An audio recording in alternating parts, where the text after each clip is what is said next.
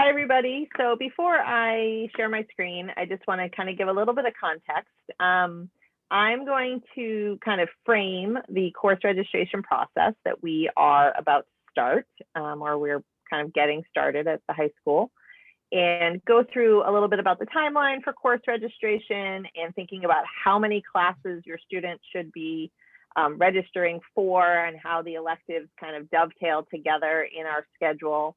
And tell you what we do and don't know about our schedule for next year, because I think that's a big piece of question marks. I know that frequently at this evening, we have many parents of freshmen who went through course registration perhaps for the first time last spring as 8th grade families. And both it looked different last year because of COVID, and it looks a little different in 8th grade than it does at the high school. So I'm going to frame a little bit in terms of what our process looks like, what it looks like this year, and what we do and don't know about next year. I can take questions about just the kind of technical process and timeline. And then really the bulk of the evening, we like to provide opportunities for you to hear from Kathleen and Todd about CTE and FPA, two of the programs at North that really make our school unique, and give you the opportunity to hear from them and ask questions of them about those programs. So I'm going to share my screen. How are we doing? So far, so good? So we are starting the registration process, and the registration process essentially has 3 parts. This year, what we have done is we have really slowed down the registration process. Typically, this process is done between February vacation and the 2nd week, 3rd week in March. So it's usually done in about 1 month's time. And this year, we are spreading it out over about 6 weeks, trying to acknowledge how much slower things are when we're trying to communicate in this COVID world, and take our time in supporting students in making thoughtful choices about next year. So the first phase of this process starts with our teachers making recommendations for those courses that require a teacher recommendation. Those are typically the courses in math, English, science, history, world language. They also can be the courses that are kind of further along in the sequence in fine and performing arts or in career and technical education. We're talking about the majors. So we have some courses at the high school that require a teacher recommendation, and that's the first part of our process.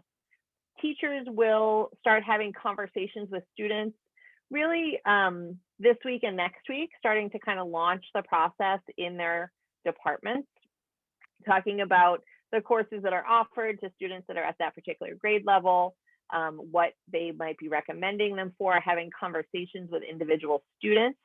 We do expect every teacher to have a conversation with every student in each of their classes. That's something that we ask of them, to really make sure that you can talk about the course recommendation, not just make a recommendation. That process is going to be done by the end of March. So again, we've really expanded that window of time that teachers will be working with students on those course recommendations.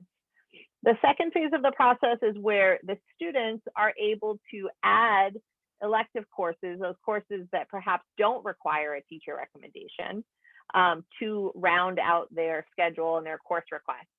They also can continue to work with their counselor and their family in making decisions. So for example, if a student is recommended for more than 3 honors classes, they receive a letter from me asking them to kind of take a step back and think about their course load for next year. During that second phase, we encourage students to talk to their family, to talk to their counselor about really making some balanced choices for their courses. It's also possible that a student may be recommended for more courses than they can actually fit in their schedule. And that is also part of phase 2, where a student might say to their counselor, wow, I was recommended for 2 different career and tech ed majors, and I was recommended for jazz band, and I was recommended for leadership. And they may not be able to fit all of those things into their schedule, and they need to make some choices. And so they can work with their counselor in making those choices. And lastly, the third part of the process this year, we are calling it verification week. Traditionally, we've had verification day, but verification week this year will be the week before April vacation.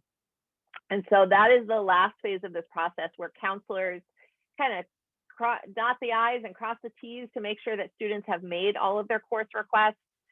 Any final changes that need to be made, making sure that students have all of the courses that they need for graduation requirements, all of those pieces.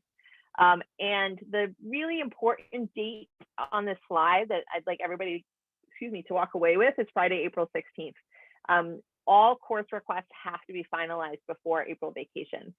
This is much later for us than we typically do, and that has an impact on the other side of how we staff the building and decide how many teachers we hire and how many sections of each course that we run.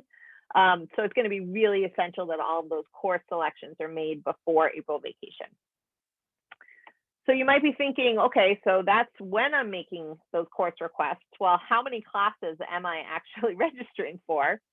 And so it's important to kind of keep that in context in terms of how many courses are you registering for, and keeping in mind that the goal is to both challenge and support each of our students. And you will hear that a lot throughout the course registration process, this idea that we really want to both challenge and support students. So we know, and this comes to the piece of like what we do know and what we don't know about next year. We know that we will have a schedule that has 7 blocks in it, A through G, just like we have this year. So each quarter, just like our current school year, your student will be enrolled in 7 classes. That's the other piece of information that we know so far. And we know that we will, like in the current year, offer courses that are either full year courses, semester courses, or quarter courses. And so we'll be kind of putting those different pieces together. By kind of keeping the same structure that we have in our current school year, that's giving us some flexibility in terms of choosing a block schedule for next year, because we don't know whether we're going to have a block schedule that has 3 meets per week or 4 meets per week or 5 meets per week per class. But this kind of structure and framework gives us some flexibility to design the schedule that makes the most sense for next year, given whatever the public health constraints are and our constraints in terms of bringing all of our students back into the school building. You've heard Dr. Fleischman talk about that our plan for the fall is for a full reopening, for all students in the building. But we also may have to make some adjustments based on COVID and public health. So for example, we may need to have more lunch blocks, lunch periods than we typically have to provide more spacing at lunch. And so there may be some changes to our schedule as a result. So that's that last piece, which is the block schedule is still TBD. So there are lots of different ways that a student can kind of jigsaw together all of the parts of their schedule. But in general, most of our students take an English class, a math class, a science class, a history class, and a language class. And those classes meet all 4 quarters of the year. They are full year courses. Students in grades 10, 11, and 12 take PE for 1 quarter of the year. And then you can see that this student has an elective that is a full year elective, art major 1, perhaps, Mr. Young, right? Or career and tech ed major 1 would be a full year elective that a student is taking. You can see that students can also kind of put together these electives in different combinations, and they may have some academic support in their schedule. They may have study halls. This student has, PE 1 quarter, a 1 quarter elective, and a 1 semester elective. So we have semester long electives, quarter electives, full year electives. And I think I have one more example here. The student has 2 semester long electives, and a quarter 3 elective and a quarter 2 elective and a quarter 3 elective in there. So you can see that there are lots of different ways that you can put the puzzle pieces together. And one of the things that we found this year, kind of unexpectedly, when we switched to quarter classes and semester classes and full year courses instead of our old model of 2 times a week and 4 times a week, is that this model actually allowed more students to get into more electives, because the way that it tetrises together fits more nicely because they're all kind of the same size chunks. It wasn't something that we necessarily expected, but as our scheduler went through the process over the summer in August of building our student schedules, we actually were able to get more kids into more electives. That being said, I just want to point out on this last example that, when students and families select electives, and they'll give us 3 options for electives. Those electives may not be all offered in the same blocks, and so therefore they may not all fit together so nicely. So you might think you have it all worked out, that you're going to take robotics 1 quarter 2 and robotics 2 quarter 2, and then you're going to take art minor, and then you're going to take money matters. But that would require that they're all being offered, say, in F block. So it's really going to be important that students and families think about options and alternates. And so that's the last piece that I wanted to share, which is that you cannot choose which semester or course as quarter a class is scheduled into. That's a process that takes place in Aspen in our system as we build the schedule. And you need to select alternates for all of your electives because you can't predict which ones are going to fit nicely together. That being said, any course that you request, whether it's a primary or alternate request, must be a course that you're willing to take. We often have students say, well, that was my alternate, but I didn't really want to take that class. Well, if you register for it as a primary or an alternate request, it does need to be a course that you're willing to take. Because we do hold that all courses that are requested this year by April vacation are courses that you, if they end up on your schedule, you need to continue to take next year. We really don't allow lots of adding and dropping because we use student course requests to determine our staffing and scheduling of the building. So that is the overview of what we are about to start. I don't know if we take a couple quick questions about that process, if there's anything sure, that was unclear. There was one question so far, a couple of them coming in here, Amy. Are students allowed to take more than one science course per year? And the example is, for example, 10th grade, intro to bio and intro to chemistry. So not in 10th grade because chemistry is a prerequisite for biology. For those of you that don't know, in my former life, I was the science department head, so I actually can answer that question. But chemistry is a prerequisite for bio. So you can't take multiple courses in 10th grade, but many of our students do take 2 science classes in the 11th grade. We have quite a few students who take biology and AP chemistry in 11th grade, or organic chemistry in the 11th grade, or multiple electives in the senior year.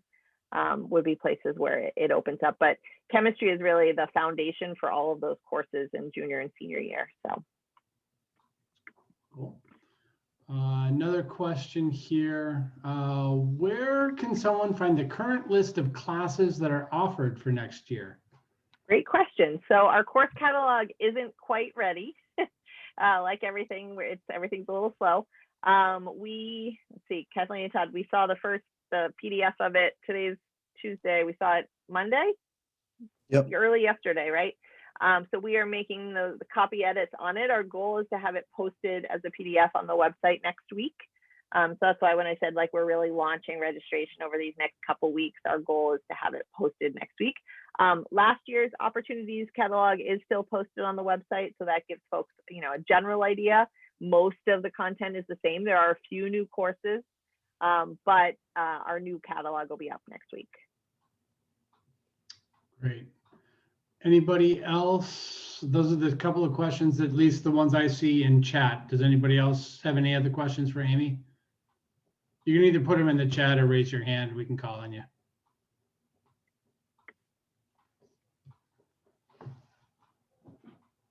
I don't see anything else coming through, so we can probably move on. And obviously, Amy will be with us here. So, oh, wait, I lied. Look at me go. All right. Can my student do an AP physics and chemistry as a 10th grader? Generally, the answer is no. But each of those courses have different course prerequisites and co-requisites. So I'd encourage folks to, if you have really individualized questions, to take a look at the course catalog, because those courses all have, when you're talking about AP courses, there's a lot of co-requisites and prerequisites that are necessary. And really our focus tonight is kind of on the general philosophy and the range of courses that we offer to students. Okay, I think we can keep going, and then as people pile more questions in, you can always jump in, right? Excellent. Okay. So I'm Okay. toss it over to Kathleen and Todd. I don't know who wants to be able to go first. Sure. Kathleen, you want me to go first?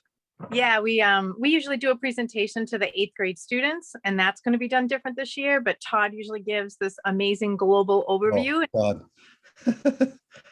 Well, I'll do my best, and I'll keep it brief too, because I know being online is harder than being in person with all that. But I appreciate being here. I'm sorry to be broadcasting from my basement, but just trying to escape from my family and not be such a burden on them talking away. But anyways, it's nice to see you all here. So my name's Todd Young, and I work with the Fine and Performing Arts Department. So at North, that is the art department, the music department, and the theater department all at together under one roof. And really what I thought I would share briefly at the outset is what, like Kathleen was saying, kind of what we share to incoming 8th graders, because I think that's or incoming 9th graders, I should say, current 8th graders. But I think it rings true for everyone in the school, including if you're in your junior or going into your senior year. So I'm gonna share a little bit about that, and then just hopefully illustrate it with 2 really brief stories, which I think are important to kind of see the rationale behind some of the thinking. So I'm obviously happy to answer any Fine and Performing Arts specific questions at the end or whatever is helpful. But I'll kind of keep my talk in a more global way anyways. So the big thing that we try to address with the incoming freshman class, which we'll do next week, is to get them thinking about the course registration in 2 ways. In one way, to preface the thinking, it's like, here they are in the beginning of their journey for the next 4 years. So as they kind of think about that journey, what we've shared with them and we'll share with them is thinking about the classes in such ways. So on one level, we want students to really, really follow their passions. So students that have been invested in a certain discipline, something that rings true for them and their learning and is something that they're passionate about, we want to make sure that they continue that. So for example, like in my world, a kid that has played the trombone, say since 4th grade, and this is a kid who may, really, really love it. And we want to make sure that she has the opportunity to, cross the line into Newton North and then grow in that passion. If someone likes to sing or art or in the theater, whatever it is. And the same rings true for Kathleen and all the career tech things. If you like working with hands or younger kids or into graphic design, whatever those passions are that you have, we want to make sure that students will continue down that road and then realize the richness of what the high school can offer, because our programs really are terrific. And there's wonderful, wonderful, high level, programs for those students to get to. And then if they want, continue, down the path to college and be fully ready for that. But equally important to that is this sense of, we want students to try something new as well. And as you all know, the further along you get down your education path, the more truncated it kind of gets, or the more specific it gets with certain goals that you have, whether it's a career goal or whatever it may be. And so the opportunity to just try something, I've never taken a culinary class. It sounds interesting. I don't know anything about cooking, but let me just try it. Automotive or whatever it may be. And I think that's really, really important.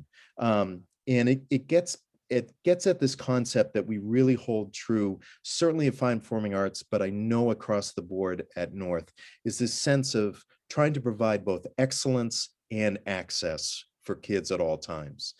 So the meaning behind that is whatever we do, whatever class it is, at whatever level it is, that we're trying to do so in the best possible way we can, so that kids in those classes are experiencing kind of the highest level that we can. And we want to make sure that there are classes out there so that any kid can access them. So again, in my world, a good access point would be, we have an audition jazz band. It actually is a nationally recognized group, and they're a terrific, terrific group with a terrific director. And but you got to audition, you got to be in that, and the students in that are practicing and practicing and practicing, and they play at a very, very high level. In my mind, that's only good for our school if we also have a place for a kid who just wants to play jazz, who maybe is involved in a lot of things, but still likes to play some jazz. And so we have another class where they can participate and they don't have to audition. So they can be equal in those two parts. And it goes back to this saying, I don't know the ultimate, who coined this term or how it's been, but I've always loved the term, the more you know, the more beautiful life is. And I think, high school is a wonderful opportunity for us to, as I said before, to follow those passions, the things that are really important to you, but so important to try these new things and explore things and push yourself as a young person to, perhaps out of your comfort zone. One of my favorite things is when a student will audition for a theater production and they're a junior or a senior and they've never done the stage before or anything like that. And here they are, like showing up, in Adam Brown's office, who runs our theater program after school and whatnot, and trying something new. And I think that's just fantastic that someone would do that. So my two stories to help illustrate this, and they're very brief. But the first story is as follows, and this is it's a hypothetical story, but this story is some version of this story happens to me every year, and it's happened every year in the 13 years that I've worked at Newton North. So we have something called arena scheduling at North. I have no idea why it's called arena scheduling, but essentially it's an opportunity after registration is done or at the start of the school year. If a student has any glitch on their schedule for whatever reason, they really wanted X class, but it didn't work out, as Amy was talking earlier about, getting the schedules going or they're supposed to be in phys ed, but for whatever strange reason, it didn't get on their schedule card or whatever. Now, I will say those problems have resolved significantly in the years I've been there. So we have many less, but every once in a while, there's a hiccup that we want to address and make things right for kids as best as we can. So the story is essentially this. So we're having one of these arena schedulings. Kid comes into the cafeteria and they meet with their counselor to get a sense of what's wrong and what can be done. And we find out that there's a student, we'll call her Sarah. Sarah's under-enrolled, so she doesn't have enough credits. She needs to pick up an elective somewhere. Counselor says, why don't you go talk to Mr. Young, or whoever, or Ms. Duff, or anyone along that line. Student ends up in my line, and I say, how can I help you? She says, I'm under-enrolled. I need to pick up some classes. And I say, well, what are you interested in? She said, well, whatever. And I said, well, what blocks do you have free? And she says, well, I'm free B block. So I said, great. So I look at my list of fine and performing arts classes that are available during B block. And I say, hey, Sarah, you're in luck. I've got an Art Minor 1 class. And she looks at me, Art Minor 1, this is the beginning kind of level of art, it's, a smaller semester level class or whatever that. And she looks at me and she says, oh no, Mr. Young, there's no way I could do that. I mean, I can't even draw a stick figure.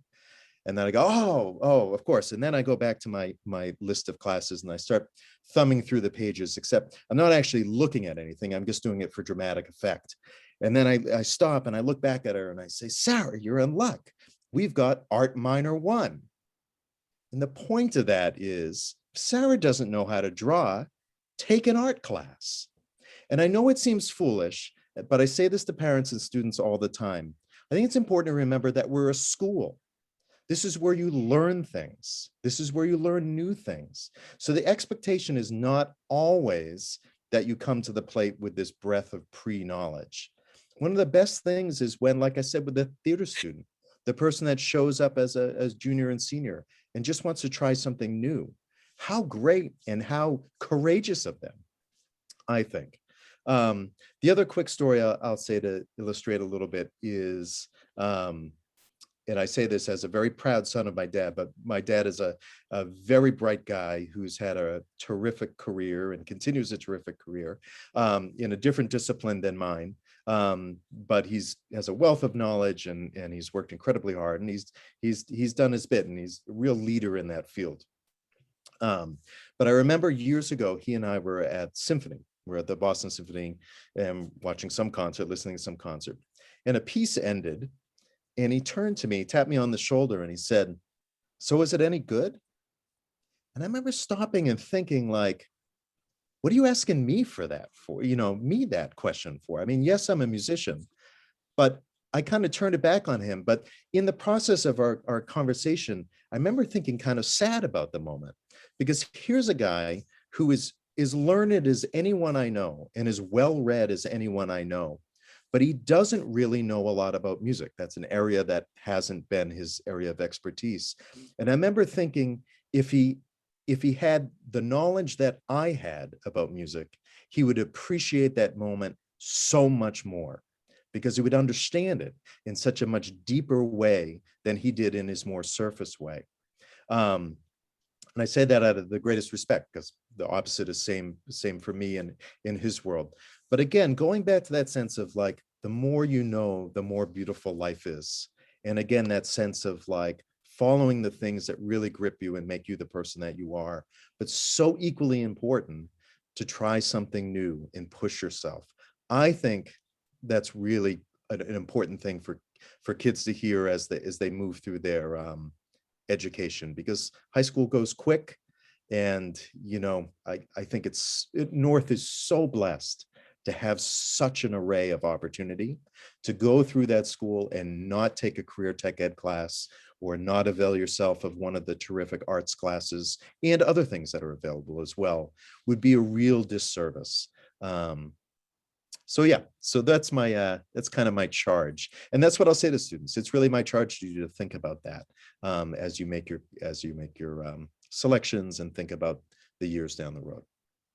So I hope helpful. As always, Mr. Gill. Oh, jeez. So do we want, we've got a couple of questions. Should I queue them up or hang on to them for a couple more minutes? What do you think? Go for it. Go for it. I'm Okay. happy with So anything. let's see. Next question is, if a student is recommended for more than 3 honors classes, can they take more than 3? And would someone help them select which 3 might be the best ones? Great question. So we don't have any, rules or limits that limit anyone from taking more than 3. And we definitely have students that take more than 3 in a given year. We just like to prompt students and families to take a step back and think about the context of their child's schedule. What are the extracurriculars they're taking on? What are the athletics they're taking on? Do they have a job? So that they can put their course load in context. And the counselors are given a list of the students who received the email. How many, these students are requesting 3, these students are requesting 4, these students are requesting 5, whatever it is.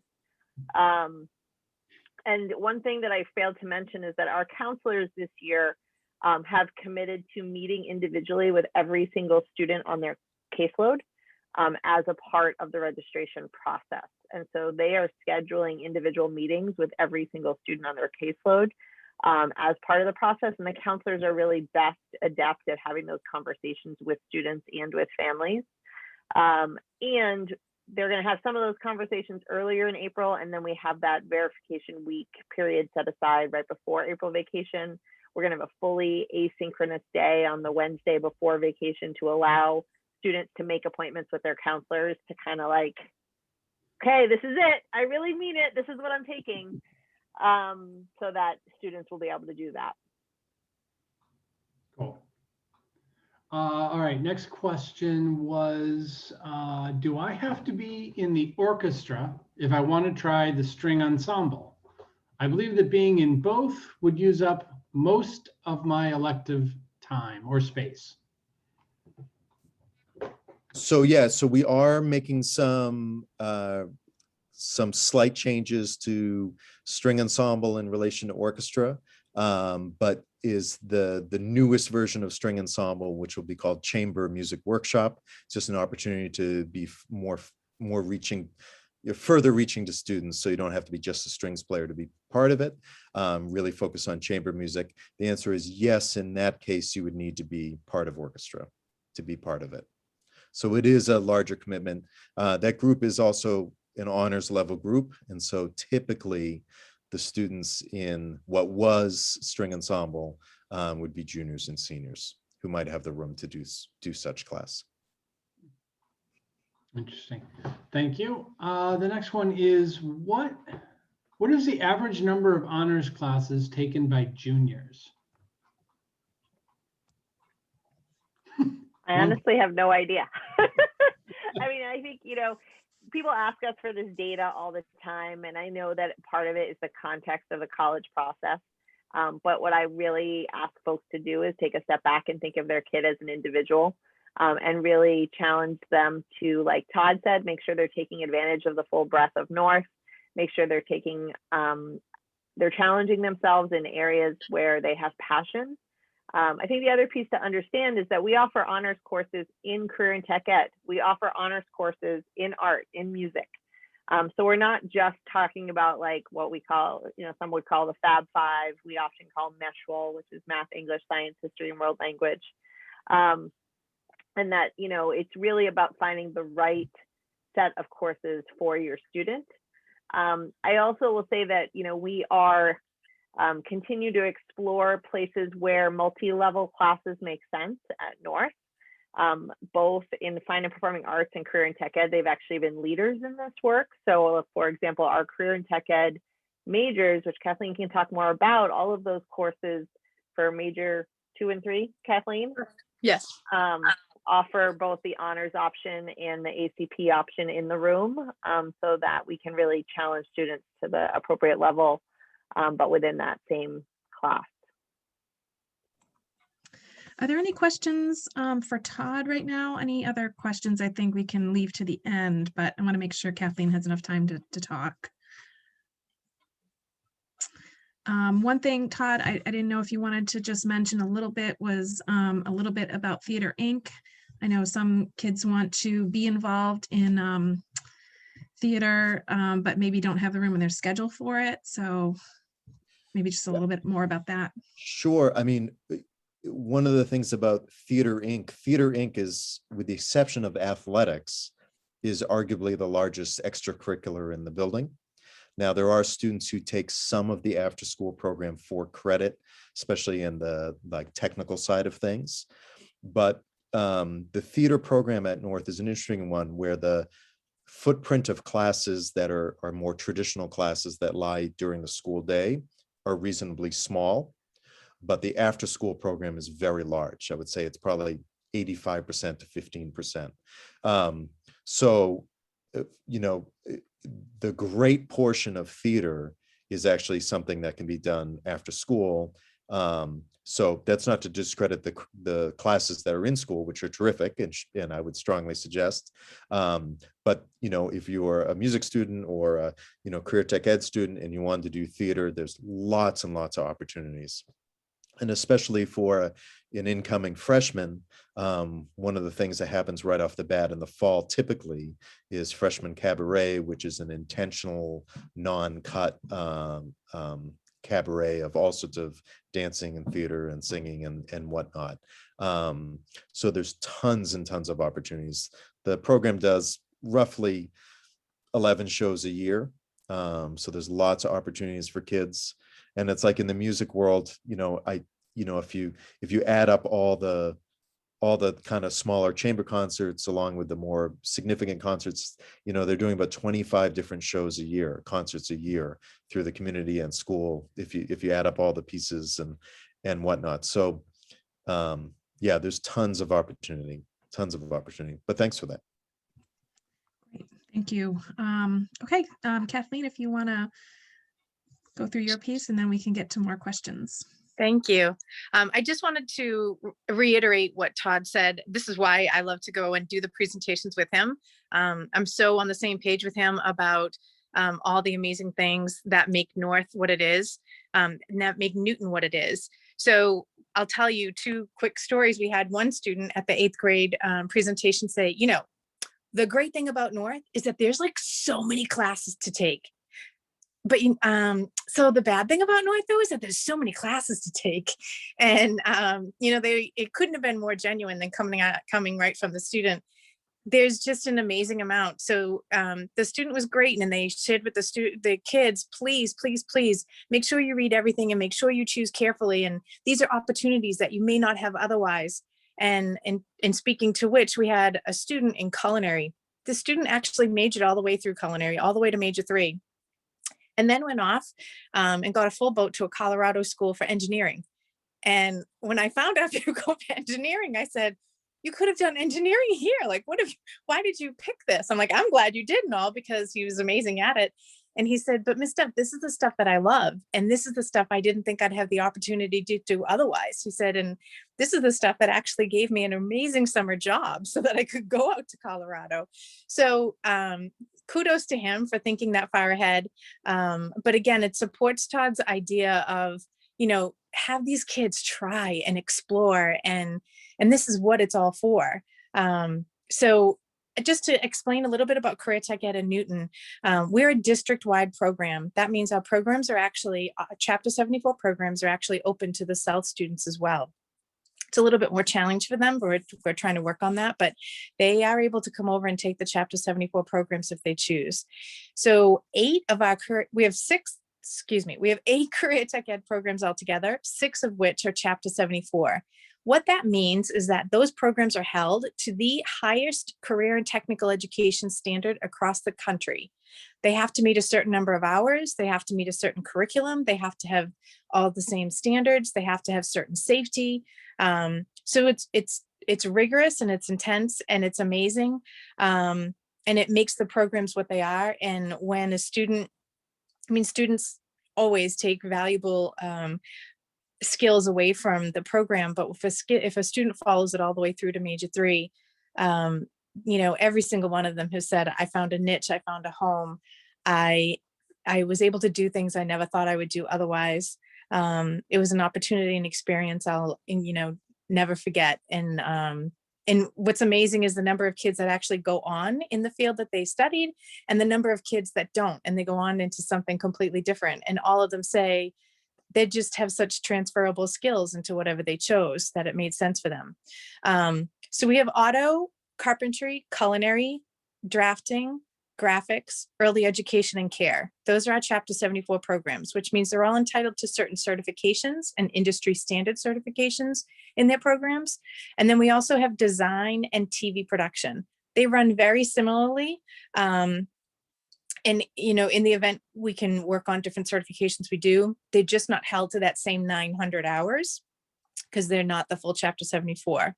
So what we ask kids is when they take an exploratory class, that's the one that they take as a freshman, they don't have to stay in it, but if they want to then go on as a major 1 as a sophomore, we actually ask them to check in with the teacher and make sure the teacher gives their recommendation and that they then apply to be a major 1, so that we know and they know that they're making a commitment to a program. And again, it's not that they have to stay in it all the way through, as much as we'd love them to, but it is a full-time program, just as if they were taking any of their other major courses.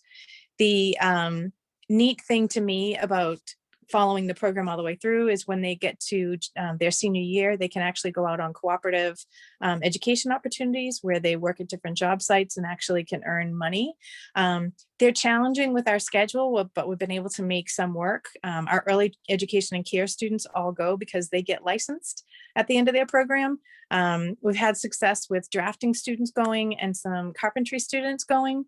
And the other neat thing that I've seen is some of the kids really intelligently have actually combined some majors. So we've had kids combine like auto and engineering. Engineering's in the science department, or carpentry and drafting, or drafting and engineering, believe it or not. So, there's just so many opportunities to be had. And what we don't want kids to, fall into the trap of thinking is, if I do this, then I'm stuck into this. That's not the case. If I do this, then I can't go to college. So not the case. We actually have students that are getting into college because of the programs they're doing. Specifically in drafting and in TV productions, they create these incredible portfolios, also in design.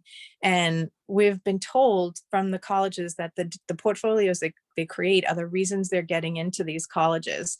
They haven't seen kids have the same opportunity to be able to do the work that they're doing and the access to the programs that we're doing. because they're Chapter 74, they have to have industry standard operations. That means they have to use that technology that they're using out in the field. So again, another neat opportunity that kids might not have otherwise had that we hope they take advantage of. I'll leave it at there. I would talk about Career Tech Ed for the rest of the night. I think it's an amazing opportunity. They're hands-on, project-based, authentic work experiences. And again, you see a student in there and they find a piece of success and they just fly. And it's just the neatest thing when a kid has found their place and they're a talent and a passion to pursue. So whether it be Career Tech Ed or music, I was a music kid myself in high school, please remember that word, to have them explore, to try, to grow, and to enjoy. Kathleen, how many blocks is are the major courses? So again, we don't know how the blocks will work, but in the olden days, our math, let's say a math or English class, they were 4 periods a week. And the major 1 students were 4 periods a week. The major 2 students were 8 periods a week, and major 3 students were 12 periods a week. So the students had to make choices, and it's tough, like we said, because there's amazing things happening, right? At Newton, there's all kinds of options and opportunities. What we do is in the sophomore year, if they're taking the 8 periods, we embed their gym within that, because that meets a certain requirement. And we do the same for the major 3. We embed a gym and an entrepreneurship if they're taking all the blocks. And that seems to help some of the kids a little bit in like being able to free up a couple periods to do something else. So yeah, we make it work. Great. Add John? Patty, I want to Go add ahead. one piece to that. Sure. That one of the things that there are many things that make North unique and amazing. And when we think about FPA and CTE and the range of students, but I think what people may not realize is that, we have students who are CTE major 3s, taking 3 out of their 7 classes in their major and taking AP classes. And I think folks don't always, coming in as freshmen and sophomores, don't see that as the route. And I know myself coming into North as a physics teacher and teaching physics to seniors, like teaching a student who was a physics student of mine as a senior who was taking calculus, taking physics, and he was a carpentry major, and then he was going on to civil engineering. So folks don't always make that connection. And I think it's an important one, that sometimes we think it's academics or, and it's really not. Like, what is the crux of all of this is the intersection of the arts and technical fields and the traditional academics. And that's really what is pretty amazing, is where these places overlap. And like when we talk about our students who do theater design and are building our sets, right, there's an overlap there with our carpentry program. Like, there are all these interesting and unique ways that our programs intersect. And I just want folks to keep that in mind, that I don't want anyone to say like, my kid's not a tech kid or my kid's not an art kid, because I think we have all kinds of kids in all of these programs. I wholeheartedly agree. That's been my experience with my own kids and just other kids that I know throughout the school. So, John, are there questions that have come in? Yep, we've got a couple in the chat here. Is there a way to get to major 3 in something if we didn't do the exploratory in freshman year? So it's a little tough. I'm not going to lie. I was able to do it in one situation because the student had enough periods that they could do major 1 and 2 in the same year. But if that's not the case, then they get to major 2, and that's still okay. And that's still good. And that still makes them a completer. So we had some people I've had students in the past, like, but I need to be a major 3. I'm like, why? You're a major 2 and you're doing great and you have all your periods filled and you're completing and you're doing all the work. So there, I'm not sure what happens with that. Like, no, I have to be a 3.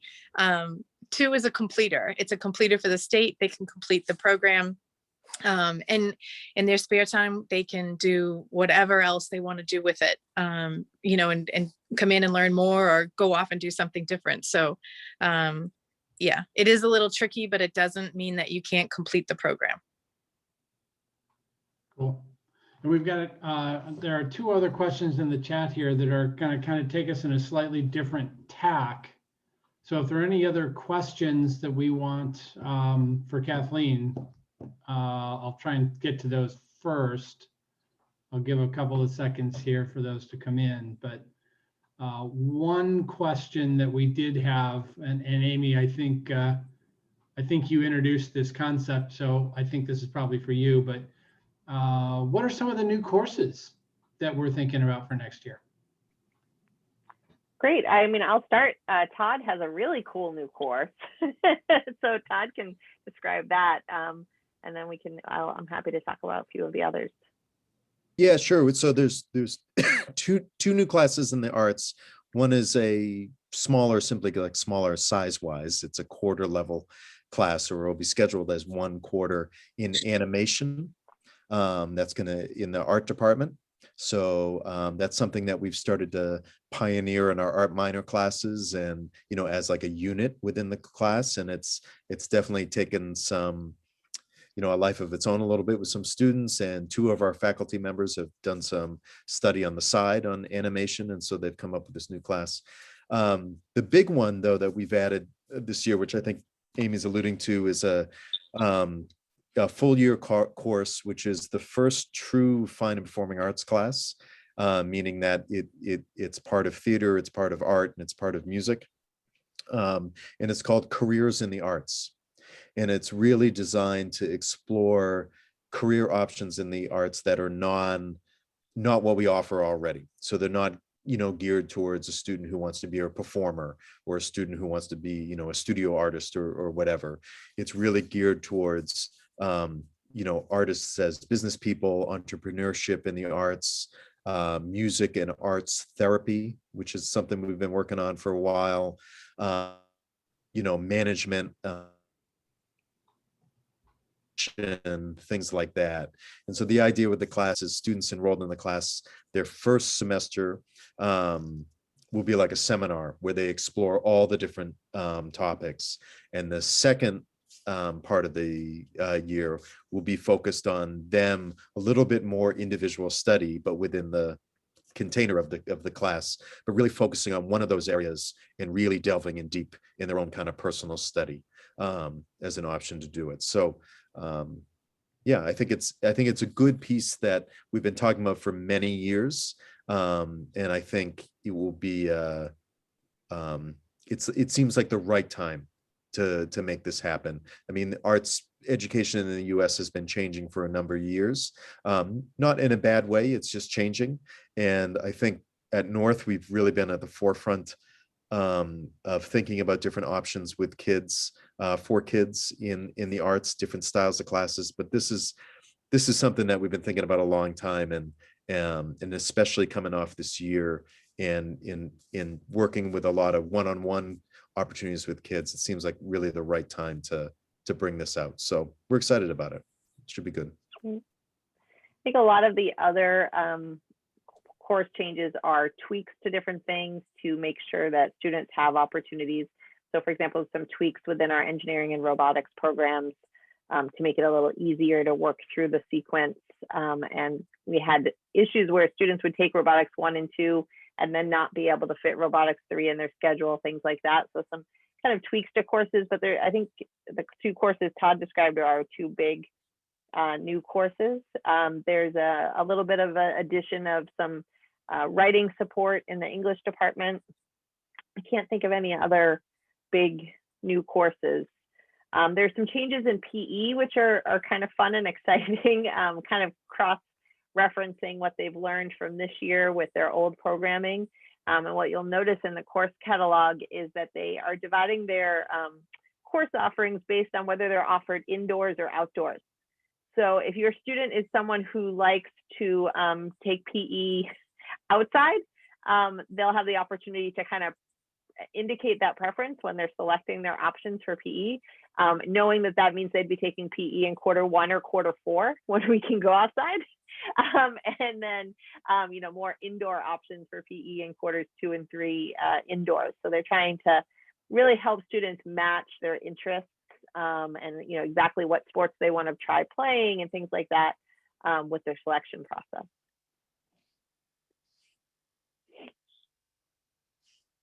Excellent. So I don't have any other questions. Oh, well, I'm lying. I'm sorry. I lied. I'm getting good at that. Sorry.